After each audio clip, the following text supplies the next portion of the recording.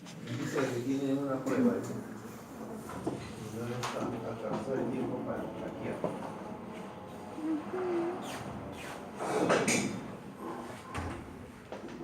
Bueno, vamos a ver esta primera parte de este tema tan importante que es la cirrosis hepática. ¿Ya? Entonces, esta es una imagen de un hígado cirrótico. Ya no se ve bien los colores. Donde, te invito, doctor, dime, de esta parte del hígado, ¿qué te parece que es lo que es hígado sano? ¿Esta bolita o la parte que está dentro de ese surquito?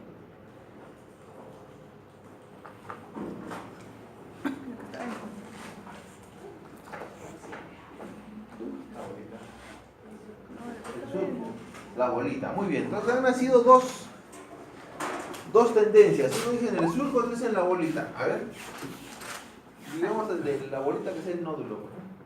A ver, ¿quiénes están de acuerdo que el nódulo es la parte sana del hígado? Uno. ¿Quién más? Levántame la mano. Uno es el nódulo y el otro es. ¿Y el surco qué cosa? ¿Qué será? ¿Quiénes están de acuerdo que el surco es la parte sana? 1, 2, 3, 4. O sea, además el surco, ¿no es cierto? Lo profundo. Está mal. Es la bolita. Esta bolita es un nódulo de regeneración, como decía ahí su compañero. Entonces, eso más o menos nos habla de la nobleza del hígado. ¿Por qué? Porque un hígado cirrótico es un hígado que permanentemente está siendo injuriado, lastimado, herido, y que así como está siendo injuriado, permanentemente está en regeneración. Se dice que cuando a uno le operan y le retiran, es una hepatectomía, prácticamente el hígado llega a ocupar el resto del área vacía que queda en el abdomen. ¿Sí? Entonces, ¿qué es lo que pasa? ¿Por qué se genera enfermedad? Justamente porque estas cicatrices,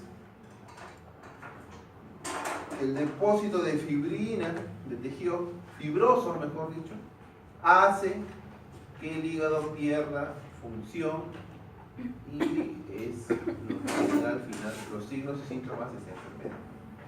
Muy bien. Entonces la cirrosis es una etapa tardía, pues, como dice ahí, de una enfermedad hepática crónica. ¿Sí? Hay muchas enfermedades hepáticas crónicas. En el Perú, creo que de lejos, una de las causas más comunes de cirrosis es el uso de alcohol, ¿no? La ingesta de alcohol. Bueno, además, la cirrosis se dice que puede ser en etapas tempranas hasta reversibles, ¿ya? Pero cuando ya está en etapas avanzadas, ya es irreversible. Bueno.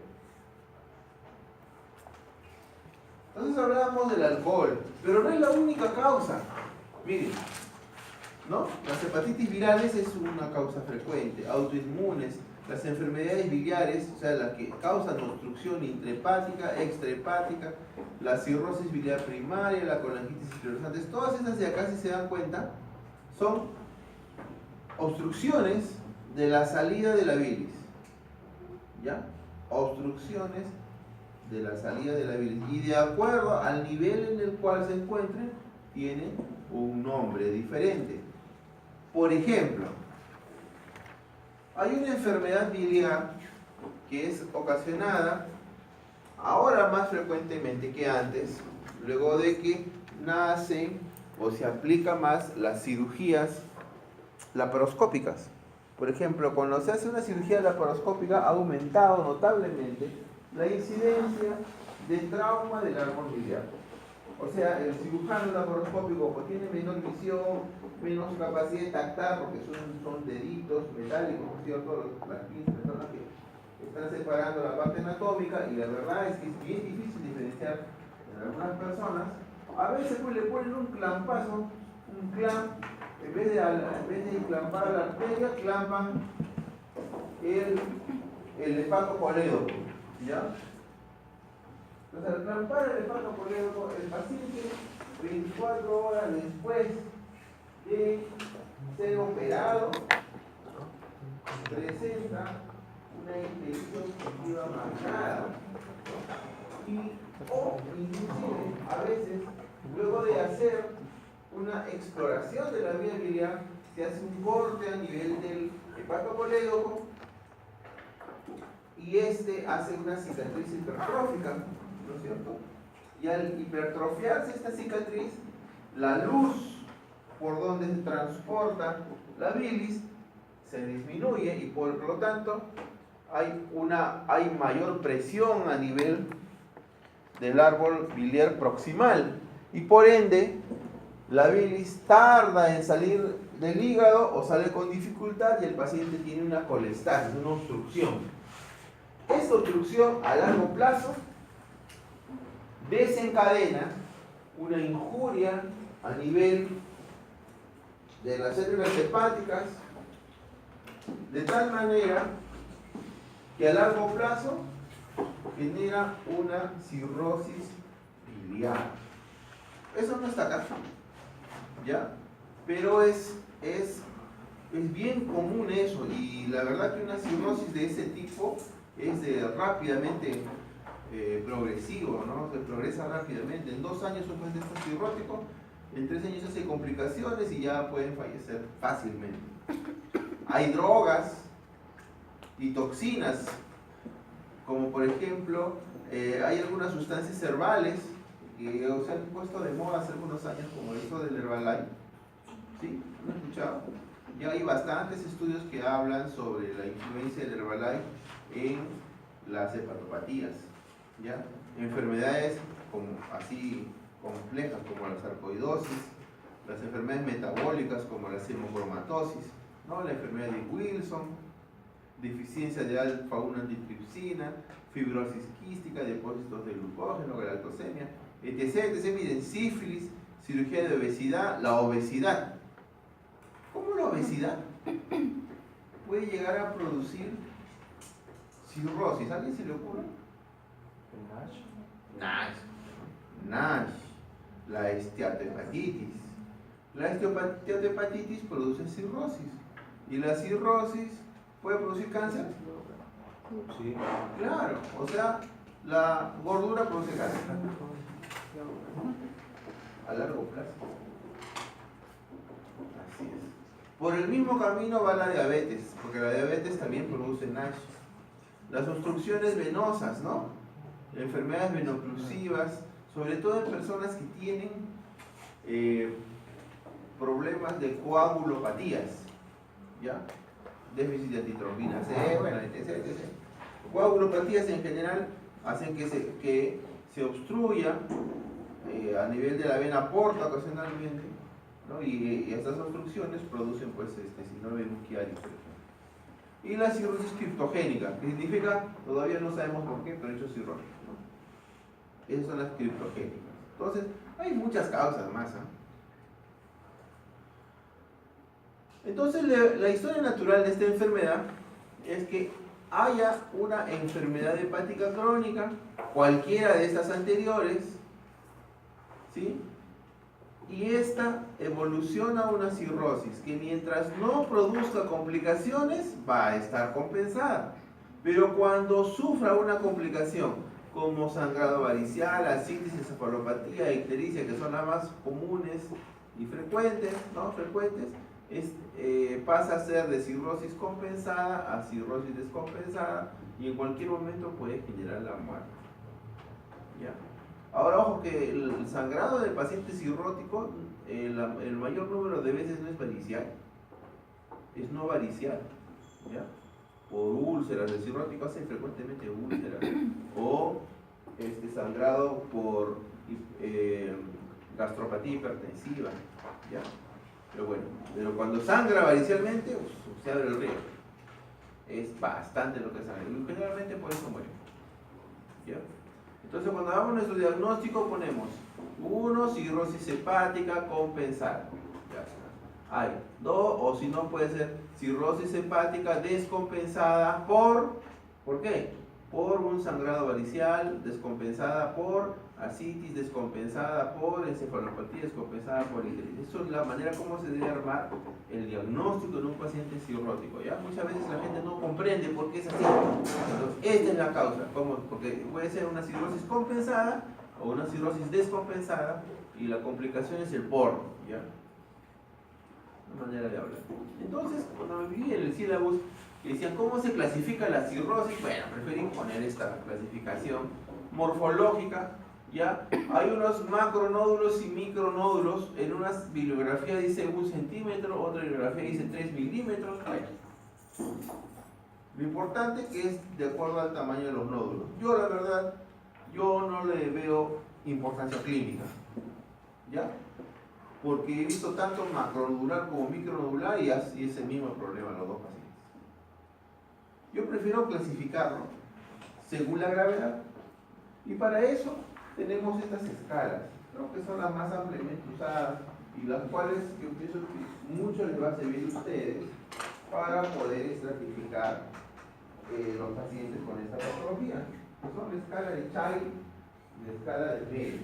Bueno, antes era Child-Turcot, ¿no? Ahora es Child-Turcot-Cook. Bueno, el Child-Cook. Es porque esta escala de Child ha ido evolucionando en el tiempo, siempre se van estudiando cuáles son las influencias en las variaciones de los ítems que se tienen en evaluación. En este momento, luego de varias investigaciones, estudios en macro, los factores que se utilizan actualmente son los que conforman la mnemotecnia esta de la batea, ¿no es cierto? ¿Se acuerdan, no? Batea de bilirrubina, albúmina, tiempo de protrombina, ¿sí? Ascitis y encefalopatía, batea, ¿ya? Entonces esta es la clasificación de Child-Cook, ¿ya? Como ustedes pueden ver, es fácil de aplicarla, ¿no? Lo malo es que hay dos ítems que son operador dependiente: ascitis y encefalopatía. Cuando la ascitis es moderada, grave, o grave, mejor dicho, es fácil. Pero a veces hay gente que no está entrenada, que se le hace difícil encontrar una ascitis, o que confunde un tejido celular subcutáneo abundante con una ascitis, o una ascitis moderada en un paciente obeso, es difícil de detectar. Entonces, eso es lo que le quita un poco de sensibilidad. Y la encefalopatía también, si no ha aprendido a evaluar adecuadamente un paciente encefalopático, hepático, también se les va a hacer difícil. Pero, valgan verdades, si nosotros queremos saber, por ejemplo, qué medicamentos puede recibir un paciente cirrótico, para eso van a tener que aplicar la escala Child. Porque la literatura, por ejemplo, dice en Child C casi muchos medicamentos están contraindicados. Hay algunos que dicen que no se debe aplicar en Child C. En Child, por lo tanto, la misma dice, ¿qué opinión? Pues si le sacó el Child, sale C, digo, evitar, ¿no? Tal medicamento. Si es Child A, Child B, dale nomás con fuerza, sin problema, no pasa nada, ¿no? ¿Por qué? Porque los estudios que se han hecho respecto al efecto de los fármacos en pacientes cirróticos se han utilizado la escala Child. Entonces, mientras no haya una nueva forma de evaluar la patología hepática y no hay estudios contrastados, o sea, que verifiquen estos factores que son los fármacos y la evaluación de la severidad de una hepatopatía crónica, Child va a estar vigente. ¿Ya? Entonces, es importante saber el Child. Y si no se lo memorizan así, hay aplicaciones que tranquilamente pueden estar en el smartphone, fácilmente de usar. ¿Ya? Entonces, nace para estratificar pacientes que van a ser sometidos a cirugía hepática. Así nació. Pero como cuando los hombres utilizamos los mismos zapatos para ir a la universidad, para ir a la fiesta, para estar enamorada, para entrar al baño, para irse a la piscina, el mismo zapato utilizamos para todo, lo mismo. Esta escala nos sirve para, lo hemos aprendido a utilizar y prácticamente lo usamos para todo, ¿no?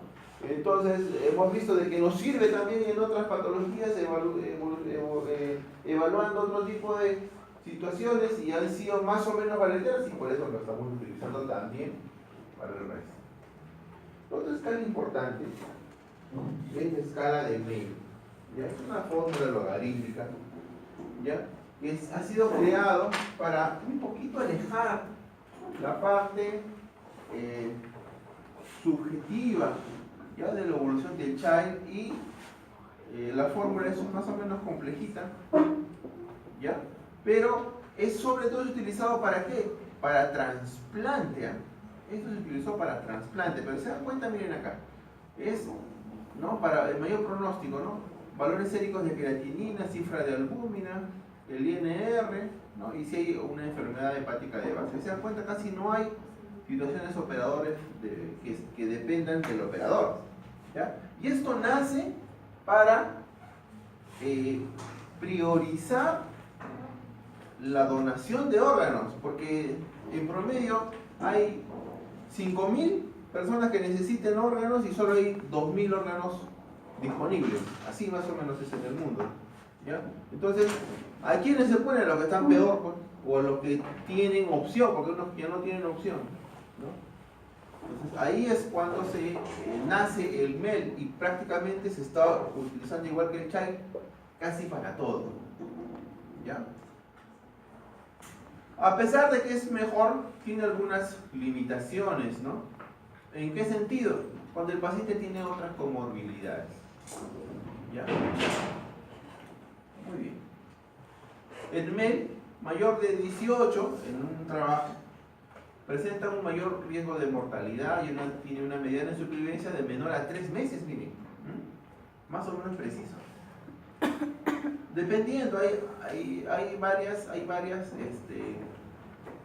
respuestas, interpretaciones de eso, depende de dónde tomen como referencia, pero esto de acá es solamente una de las tantas, ¿ya? Muy bien. Y antes de que sigamos avanzando, no podemos pasar por alto la fisiopatología, ¿ya? La fisiopatología de la cirrosis está basada en el cambio del estado quiescente de las células esteladas a fibroblastos prácticamente. Esa es la madre del cordero, ¿ya? La madre del cordero. Entonces, por ejemplo, una de las partes más importantes es este factor, ¿no? Factor de crecimiento transformante beta. Este factor de crecimiento transformante beta hace pues que las células esteladas hepáticas empiecen a formar y depositen, ¿no? mayor cantidad de fibras colágenas y por ende el hígado se pone más consistente, más fibroso, y esa es la forma del hígado cirrótico, con múltiples fibras. No se sabía, primero el mundo no aceptaba la transformación de una célula, ¿no? Como una célula va a transformarse de una cosa a otra cosa, se pensaban que eran dos células distintas, pero al final eso fue lo que se demostró y por ende es lo actual. Lo actual. Así es más o menos cómo evoluciona, miren. Cómo evoluciona una célula estelada, hay algunos factores que entran a tallar ahí, ¿ya? Las células de Kupfer, los hepatocitos que se inflaman, ¿no? Que forman pues citoquinas, factores de crecimiento, ¿sí? Estas células esteladas que están en estado quiescente se activan y al activarse, ¿no? Hacen pues reclutamiento de células inflamatorias y empiezan a sintetizar colágeno, ¿ya? Y esta es la zona donde se forma fibrina. Cuando nosotros detenemos, se podría decir, esta parte, podemos también revertir, como se dice en un momento, cuando no está en estado avanzado, puede revertirse y el colágeno se degrada y la célula estelada entra en apoptosis, que sería lo ideal, ¿no? Pero no siempre logramos eso. Se habla de la teoría, por ejemplo, del segundo golpe. Dice, ¿cómo es la teoría del segundo golpe? La teoría del segundo golpe es, por ejemplo, una persona así obesa, así como yo, ¿no? Gordito, ¿no? Entonces ustedes saben que el sobrepeso es un estado permanente de inflamación, ¿sí? Es un estado de inflamación permanente. Entonces imagínense que encima el paciente que está gordito se va de parranda y se da una intoxicación alcohólica con medio litro de whisky, toma un litro de whisky entre dos, medio litro de whisky. Entonces luego de eso, de tener un hígado graso, genera una esteatohepatitis, o sea, el hígado graso activa y empieza a reclutarse células inflamatorias. Ustedes recordarán la anatomía patológica, ya lo he dicho ustedes, ¿no? Patología, ¿sí? ¿Sí? Con el doctor Rosadito, ¿no? Entonces ustedes se darán cuenta que en el espacio porta, cuando hay una hepatitis de interfase, se llama, en el espacio porta hay polimorfos nucleares. ¿Se acuerdan de eso? ¿Sí? ¿No se acuerdan? Los chicos despiertan. Bueno, hay una hepatitis de interfase. Entonces, en ese momento, nosotros podemos decir que está activo, está teniendo una hepatitis. ¿Ya? Se elevan las transaminasas y el paciente empieza a tener variación laboratorial y genera clínica de cirrosis. Entonces, la cirrosis es en sí una enfermedad, ¿no? Es el estadio final de múltiples enfermedades que dañan al hígado. ¿Ya? Entonces, como el hígado se daña, empieza a generar este tipo de síntomas, ¿no? Ictericia, fatiga, hiporexia. ¿Por qué? Porque el hígado tiene múltiples funciones. ¿Se acordarán de cuando hayan hecho fisiología, todas las funciones de síntesis, ¿no? Metabolismo, de desintoxicación que tiene el hígado? Cuando ya deja de funcionar de manera habitual, empiezan a retenerse sustancias tóxicas que no han podido ser metabolizadas y generan este tipo de síntomas. ¿Ya? Edema de miembros inferiores, ¿ya? Por múltiples motivos, por déficit proteico, ¿no? O por retención de líquidos, ¿no? Abdomen globuloso. ¿Por qué? Porque el abdomen justamente forma ascitis por hipertensión portal. Epistaxis, equimosis. ¿Por qué? Porque hay trastorno de coagulación, déficit en la formación de factores de coagulación. Ginecomastia. ¿Por qué? Porque el paciente no puede metabolizar las hormonas femeninas y el hombre empieza a tener ginecomastia, ¿no? Hipertrofia de parótidas, ¿no? Ictericia, telangiectasias, un hígado nodular, bueno, cuando ya está avanzado, el vaso es palpable porque está grande, la ascitis que hemos hablado, y en los varones el vello axilar y suprapúbico desaparece y hay ginecomastia por las razones hormonales y otras cosas más. ¿A alguien se le ocurre algún otro signo o síntoma? Circulación arterial, muy bien. ¿Qué más? La voz del varón se hace más aguda. Más femenina, claro, por las situaciones hormonales. Palma hepática. Eritema valpar. Contracturas de Dupuytren. Contracturas de Dupuytren. Muy bien. ¿Qué más? Uñas de muerte. ¿Qué? Puede ser endoscópicamente varices hepáticas. Uñas de muerte. Más o menos. ¿Qué pasa con los testículos? Ay, Atrofia testicular. Entonces los chicos, alguna vez a un grupo le dije, a ver, tómale los testículos al paciente, no quisieron. Para ver atrofia testicular. ¿Cómo van a saber que hay atrofia testicular? Los chicos más o menos pueden saberlo, porque se tocarán y compararán hasta más chiquitas. Pero las chicas, ¿cómo van a saber si no trata con testículos? Bueno, es lo que quiero creer.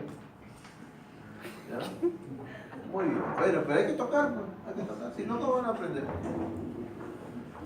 En cuanto a los exámenes complementarios, todo paciente con cirrosis, por lo menos dentro de mi plan privado, mi plan privado para hacer control de pacientes con cirrosis, está así. Tengo un chip que me dice cada 6 meses ecografía. ¿Por qué? Porque el paciente con cirrosis no solo tiene que evaluar el estado del hígado, del pánico hepático, sino es que también hay que vigilar la aparición o no de nódulos sospechosos. ¿no? ¿Por qué? Porque el paciente con cirrosis puede hacer carcinoma de hepatocelular. Y la única manera de detectarlo es haciendo una ecografía bien hecha para la detección de lesiones locales. ¿No? Sospechosos. ¿Ya? Pero ¿qué encontramos? Dependiendo del estadio del paciente, ¿ya? Dependiendo del estadio del paciente, podemos determinar, por ejemplo, cómo está el borde del hígado. Si el borde del hígado está liso, si está nodular, irregular, si es que el lóbulo izquierdo ha crecido, si hay atrofia de algunos segmentos. Pero a mí, particularmente, ¿qué cosa es lo que me interesa? Saber sobre todo el borde del hígado. Yo pienso que la sensibilidad, la especificidad del borde del hígado es lo más importante, porque eso es lo que muy específicamente me dice que si el hígado está o no está cirrótico para hacer un diagnóstico, ¿no? Diagnóstico. Si el ecografista me dice borde del hígado irregular, cirrosis, señor tiene cirrosis, no hay más. ¿Qué más me interesa ver? ¿No? Detección, o sea, si hay lesiones focales. ¿Ya? Y puede haber hipertrofia de segmento 1, ya hemos visto los márgenes, ecogenicidad aumentada, y además es importante el diámetro de la porta. Cuando tiene más de 15 milímetros ya nos habla de que hay un alto porcentaje de hipertensión portal. ¿Ya? Además, esplenomegalia. Son pocas las patologías que hacen esplenomegalia. Pero si es un hígado con bordes irregulares, con esplenomegalia, el paciente tiene ascitis, ¿qué cosa es? Cirrosis. ¿Qué es cirrosis? Oreja de perro, cola de perro, ladra como perro. Cirrosis. ¿No? En algunas personas la vesícula está grande o la pared engrosada e inflamada. Muchas veces. Muchas veces.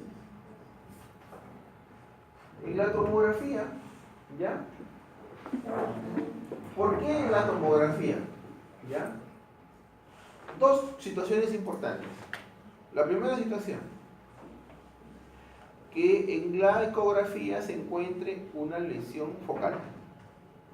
Se encuentra una lesión focal, se pide una tomografía especializada, se puede decir, para evaluación del hígado, que es una tomografía trifásica de hígado. ¿Sí? Una tomografía trifásica de hígado. ¿Por qué?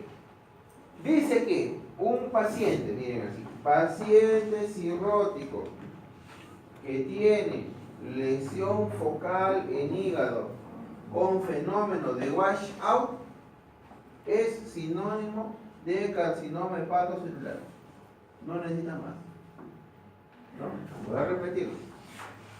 Paciente cirrótico que tiene lesión nodular con fenómeno de washout es carcinoma hepatocelular. Ni siquiera necesita biopsia, ¿pueden creer?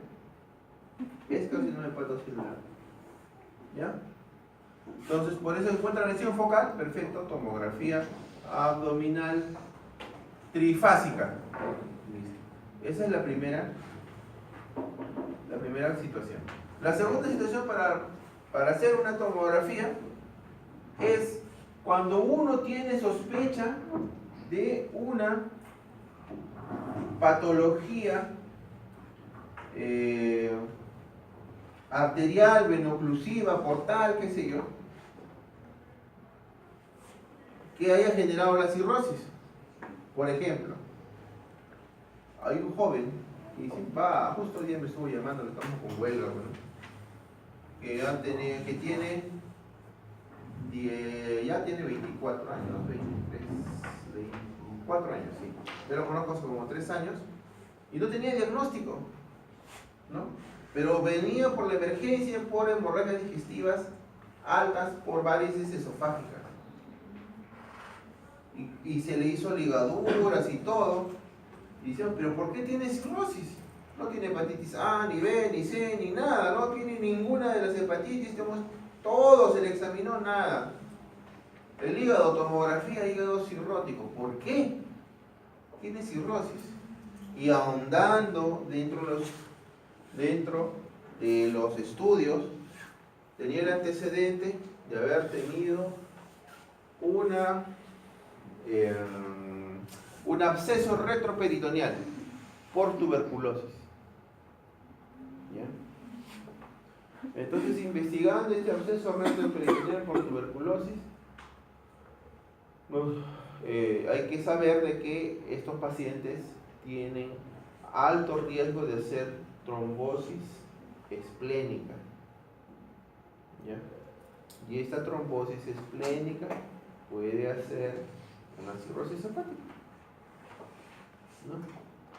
Bueno, le hicimos un angioten 2 veces, porque en la primera no le tomaron lo que tenía que tomar, y en la segunda, que se le hizo en Lima, me acuerdo, un sitio muy bueno, ¿ya? Y ahí se le detectó, o mejor dicho, no se le detectó la vena hepática izquierda. Cuando no se detecta, es que está trombosada. Entonces fue una trombosis de una de las hepáticas que generó cirrosis y que esta hizo hipertensión portal. Lamentablemente es una situación que ya no tiene solución, pero que ya sabemos cuál es la causa y él está en tratamiento. A Dios gracias, ha engordado, ha crecido, ya está tremendo muchachón, ¿no? Está terminando su carrera. Esperemos que viva muchos años más. ¿Ya? Pero esa es la causa. Y en el abdomen, como consecuencia de ello, hizo una cavernomatosis, ¿no? Y ya me dirán que es una cavernomatosis. ¿Ya? Una cavernomatosis portal. Como compensación. Muy bien. Entonces también se puede hacer una arteriografía para descartar ese tipo de patologías vasculares, como evaluación para hacer un trasplante y también para evaluación de un hepatocarcinoma. ¿Por qué? ¿Por qué? Cuando nosotros hacemos los criterios de Barcelona para evaluar un hepatocarcinoma, en los criterios de Barcelona nos dice un límite, 2 centímetros. En los criterios de Barcelona dice 2 centímetros, que cuando un paciente tiene una lesión nodular de 2 centímetros, que con fenómeno de washout, o sea, un hepatocarcinoma, esta lesión nodular es tributaria de TACE. TACE es quinologización transarterial. Y para eso es que se hace la arteriografía. En el Perú hacemos TACE, por si acaso. Yo no hago TACE, pero en el INEM, por ejemplo, se hace TACE. Es más, en la clínica Isabel le hemos dicho TACE. ¿Ya? Desde luego que trajeron una doctora, una radióloga intervencionista de Lima, y utilizamos el arco en C que tenemos ahí, ¿ya? Y se hizo una quimioembolización transarterial justo al papá de un colega que tenía un cáncer que mejoró muy bien y que tenía solamente una lesión. Y antes de hacerle otra serie de quimioterapia, y mejor le hacemos un TACE. Llegó papá y TACE. Mejoró. Vivió como 1 año más, después tuvo, para mala suerte, otro tipo de complicaciones de otro orden, creo que le dio una neumonía, y eso al final falleció, no de cáncer. ¿Ya? El papá de un colega. Pero, o sea, el hacer TACE no es difícil, hay que saber bastante anatomía, ¿no? Bien anatomía, el radiólogo intervencionista, pues es un tema, bueno, es un tema de ellos. Y eso se hace, para eso es una arteriografía. Hasta podemos hacer arteriografías ahora que tenemos el arco en C vascular, podemos hacer acá en tal. ¿Qué más? La endoscopía. ¿Por qué se hace endoscopía? Se hace endoscopía para valorar si hay o no hay varices. ¿Ya? Además, valoramos si es que hay o no hay signos de gastropatía hipertensiva. Además, hacemos una endoscopía para valorar si hay o no otra patología, porque aunque no crean, he tenido, como les comentaba, muchos pacientes cirróticos que han sangrado por úlcera gástrica, ¿no? Y sangrados importantes, incluso arteriales y todo lo demás. ¿Ya?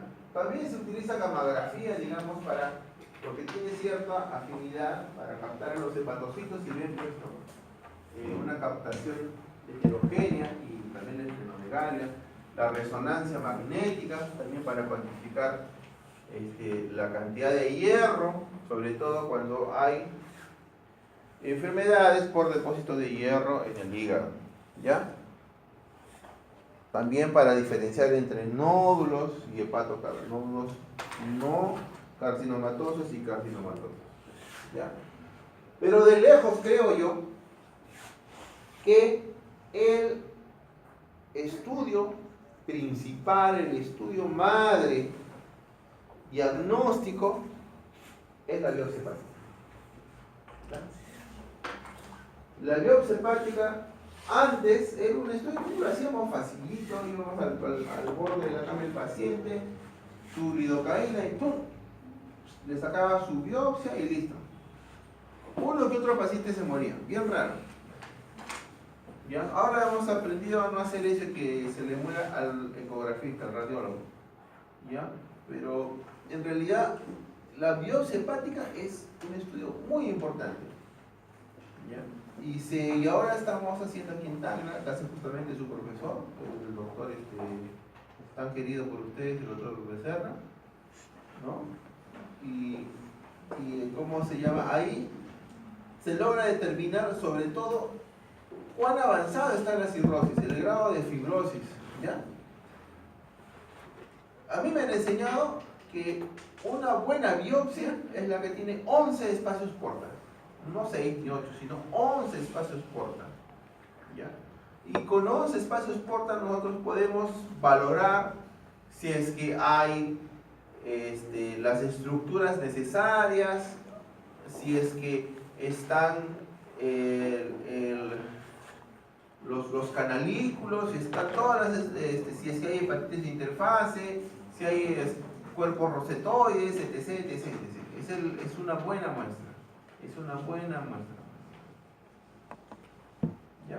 Pero, además, debemos de saber que cuando se hace una biopsia hepática puede complicarse pues con todo este tipo de cositas, ¿no? De los cuales el más frecuente es el hemoperitoneo, ¿ya? Y desde luego que una mortalidad, pero si se dan cuenta, es baja, ¿no? 1 en 10.000, bien bajita. Entonces,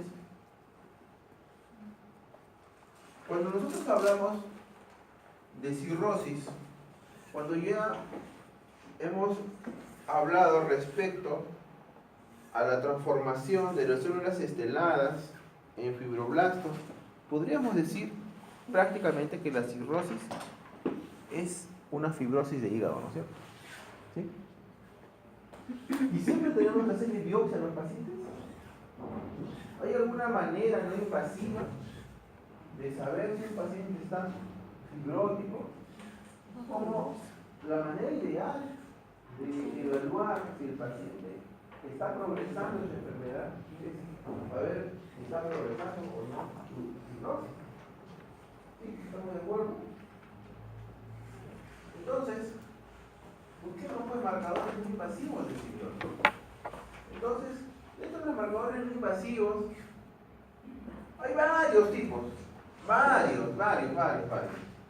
¿Ya? Generalmente un solo marcador no es suficiente, así como en pancreatitis, un solo marcador es insuficiente. Generalmente la combinación de varios, y dentro de ellos está el APRI, y ahora, últimamente, con mucha más fuerza, mejor estudiado inclusive que desde esta publicación, es el FibroTest. Pero sobre todo para pacientes con enfermedad o con fibrosis hepática avanzada. ¿Ya? Miren ustedes la sensibilidad de ese tiempo. Es alta. ¿Ya? El APRI casi se está dejando de usar. Ya casi no se usa. Porque está el FibroTest. Y la verdad es que eso es menester más de una especialidad, una subespecialidad de la gastroenterología, que es la hepatología. ¿Ya? El APRI es para ver cuán fibrótico está un hígado. Es fácil de realizar, que se dan cuenta, miren, ¿qué cosa entra ahí? ¿No? El TGO y las plaquetas, nada más. Eso es todo. ¿ya? No tiene mayor costo agregado, prácticamente los exámenes que siempre se le pide al paciente. Bueno. En cambio el fibrotest, ¿ya? Este sí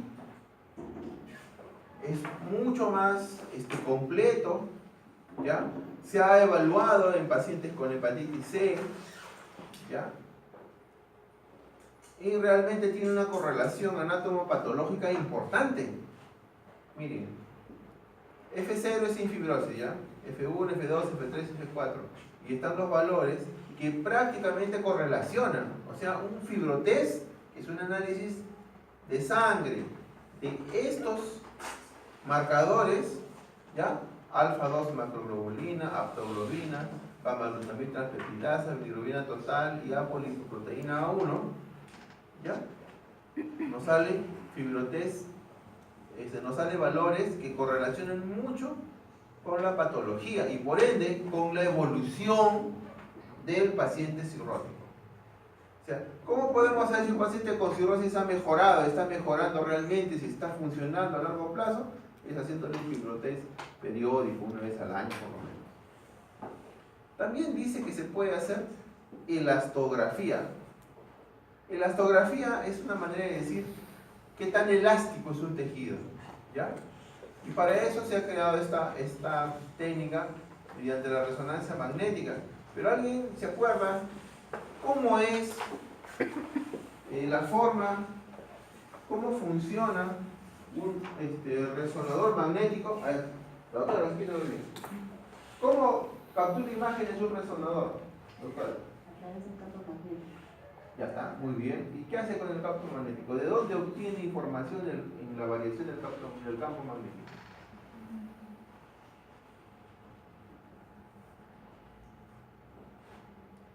¿Qué? Dime. Ya está. ¿Qué pasa con las moléculas de hidrógeno? ¿Qué se direcciona? El spin. Cambio de spin de las moléculas de hidrógeno. Así es. Giran así y el campo magnético las hace girar diferente, en sentido contrario, y después por microsegundos sueltan, ¿no es cierto?, el campo magnético y regresan otra vez a su spin normal y eso emite energía que lo capta el resonador, ¿sí? Y de ahí se obtienen las imágenes, ¿ya? El cambio de spin del hidrógeno, ¿ya? Y la mayoría del hidrógeno, ¿en qué sustancia se encuentra en el cuerpo humano?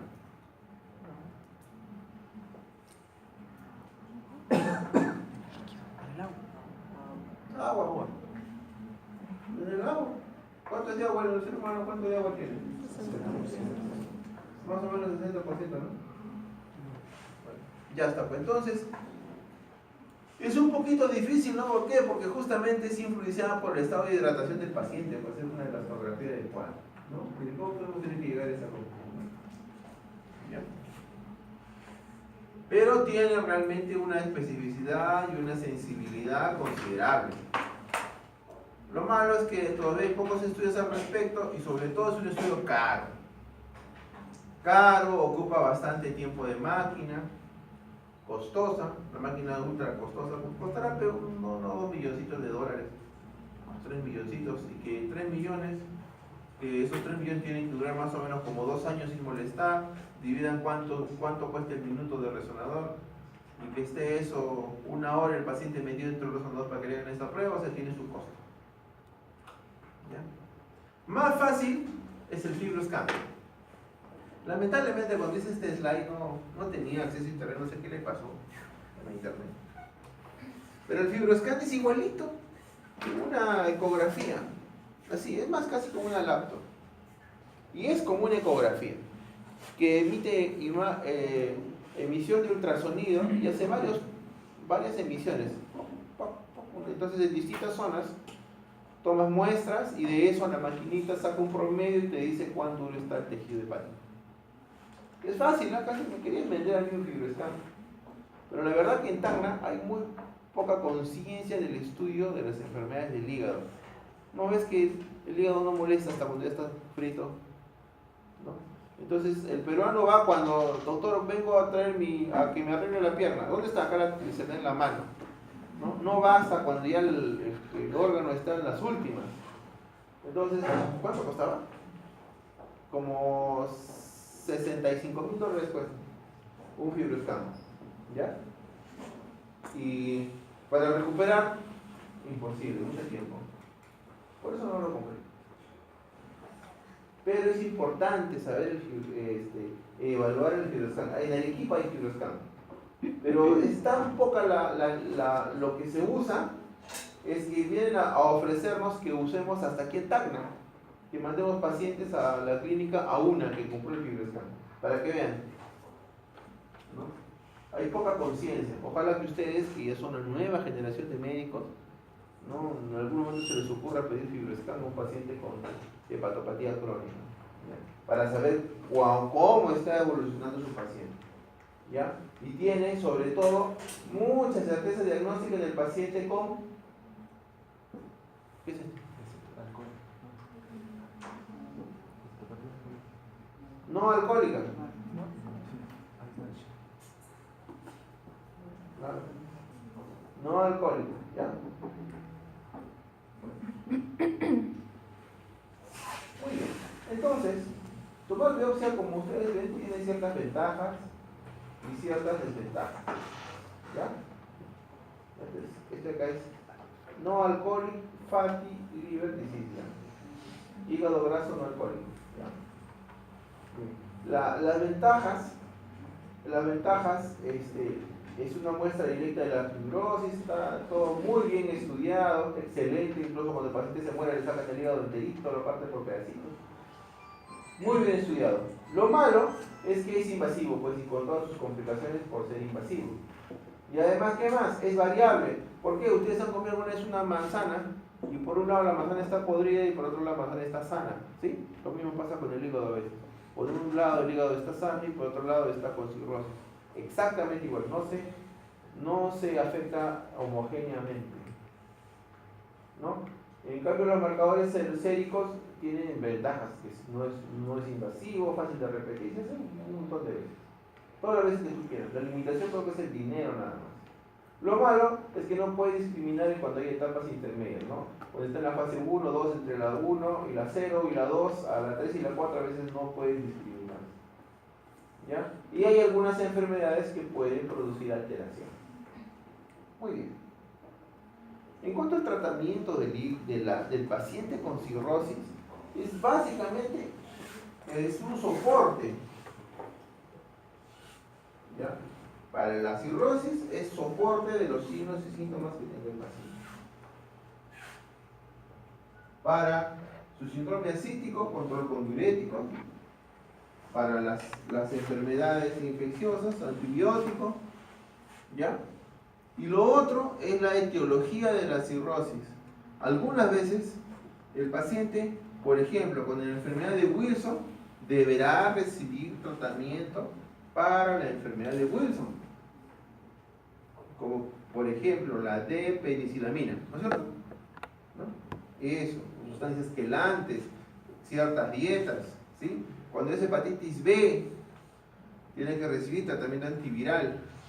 Y hepatitis C también recibe tratamiento antiviral. El doctor Juan Combe, que es uno de los gastroenterólogos más importantes en nuestro país, tiene un genio también terrible, pero es un buen gastroenterólogo. Él, en una de las tantas ponencias que le he escuchado, decía de que, por ejemplo, como gastroenterólogo, a la hepatitis C prácticamente ya no hemos ganado la guerra. Ya es una enfermedad curable, la hepatitis C. ¿Ya? Lo malo es que los medicamentos todavía son inalcanzables. Antes, ha bajado un poco, pero antes el tratamiento completo para que no sea interferón, el tratamiento completo curativo para hepatitis C costaba $250,000, ¿no? Muchas veces, o sea, un tratamiento completo. Muchas veces inalcanzable y muchas veces el dinero que toda una persona puede generar a lo largo de toda su vida. ¿Ya? A menos que lo compraras en Pakistán, lo compraras por esa zona, es más barato. ¿Ya? Pero igual pues sigue siendo caro. ¿Ya? Lamentablemente, cuando el paciente ya tiene complicaciones y estas complicaciones no ceden al tratamiento habitual, no mejora, tiene complicaciones recurrentes, sangrado, hipertensión portal que se más intensa, etc., tiene que plantearse el trasplante hepático. No hay otra. Lo malo es que no hay suficientes órganos para todas las personas que lo necesitan. Lo cual es un milagro que este procedimiento se realice en nuestro país. Yo creo que aquí nosotros debemos de conocer un poco más de la parte humana. Miren, este es del 2010, ¿ya? De la revista de Gastroenterología del Perú. En el 2010 ya estaban los 10 años de trasplante hepático en el Perú. Ya se cumplió, o sea, en el 2000 hemos empezado a hacer trasplantes hepáticos en el Perú. Justamente de la mano de estos doctores. Juan Carlos Chama, Martín Padilla, etc. Todos ellos médicos del Hospital Nacional Guillermo Almenara Irigoyen. Dicho de paso, yo dentro de mi formación como gastroenterólogo también tuve la oportunidad de pasar por ahí y pasar también por la unidad de hígado de aquí y la unidad de trasplante, así digo, refilón nada más, porque eso es más que todo una orden quirúrgica, ¿ya? Y saben que cuando yo veo a los trasplantólogos, ellos lloran más viejo que yo creo, así gente joven, porque un trasplante hepático dura 10 horas, tienes que tener condición física, habilidad manual, conocimiento teórico. Y cuando yo pasé a la unidad de anatomía patológica de hígado, porque yo hago, dentro de mi formación hago un mes o 2 meses, puro hígado, todos los días viendo láminas de hígado, todas las enfermedades del hígado, las complejas del Perú, de salud, van a la Almenara, ¿ya? Y hay una doctora ahí sentada que ve solamente el hígado, ¿ya? Entonces una maestra de maestras, ¿no? La doctora Sumire. Entonces, gracias a ella pude interpretar todas estas cositas. Y bueno, la cosa es que en este hospital es el que por lo menos es la referencia ahorita en nuestro país, ¿ya? En trasplantes hepáticos. Miren, en 10 años hicieron 72 trasplantes, o sea, más o menos 7 trasplantes al año, ¿no? En promedio. El 2015 celebraron los 15 años, miren, recordaron el primer trasplante. ¿Ya? Entonces, ¿por qué es importante? ¿Por qué es importante saber lo que yo les estoy comentando en este momento? Porque es importante saber el MEL, el APRI, CHAIR, saber que existe la hepatitis B, la hepatitis C, saber que esto en algún momento va a ser cirrosis. ¿Por qué? Porque en algún momento, por sus manos, va a pasar una persona como esta, como Miguel Palacio Celi. ¿Quién sabe quién es Miguel Palacio Celi? ¿No sabe? Ha sido decano, o es decano del colegio de médicos, ahorita, ¿no? Miguel Palacio Celi, él. Este caballero cuando era joven, sufrió un accidente de tránsito severo, tuvo trauma abdominal cerrado con fractura de hígado, vaso, páncreas, fractura conminuta. ¿Doctor?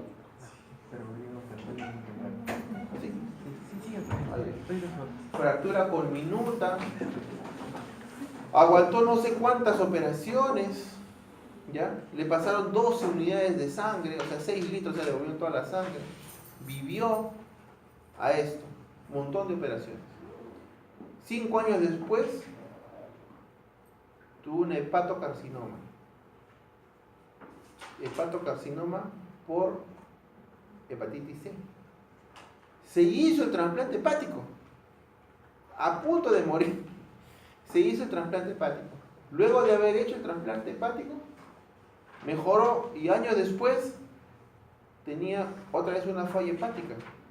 ¿Por qué? Por el virus de la hepatitis que le estaba afectando. Y ahí es cuando él averigua y todo y se da cuenta de que cuesta $250.000, que les comentaba, y que $1.000 cuesta en Pakistán, que tenía que irse a la zona de guerra, ¿no?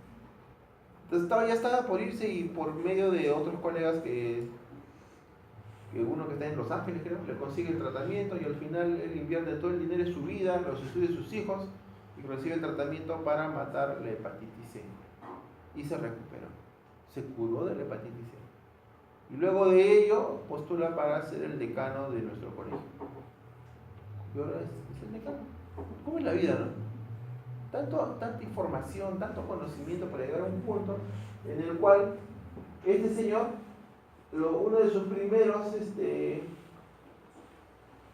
su deseo más ferviente era disminuir el costo, o sea, tener mayor acceso a los fármacos antivirales para la hepatitis B y la hepatitis C. Todavía un sueño. Nosotros todavía estamos en la época de la guerra en ese sentido porque a mí me están ofreciendo, por ejemplo, darles a los pacientes PEG interferón alfa, que es un tratamiento que ya no se está usando mucho por distintos motivos, ¿ya? Pero en el mundo ya no se usa mucho ya, que ya se habla ya de la terapia libre de interferón, ¿ya? Pero hasta ahorita el CIS solamente ha aprobado el PEG interferón alfa. Lo malo es que para dar un tratamiento con PEG interferón alfa, por lo menos son pues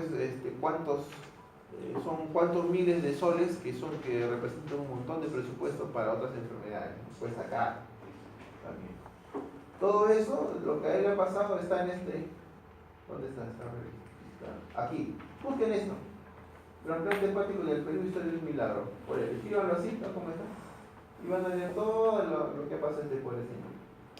Bueno, esta parte de las complicaciones de la cirrosis, ¿no? Que es la hipertensión portal, la insuficiencia hepática, todo eso que es lo siguiente, será pues próximamente porque ya se nos acabó el tiempo. Gracias.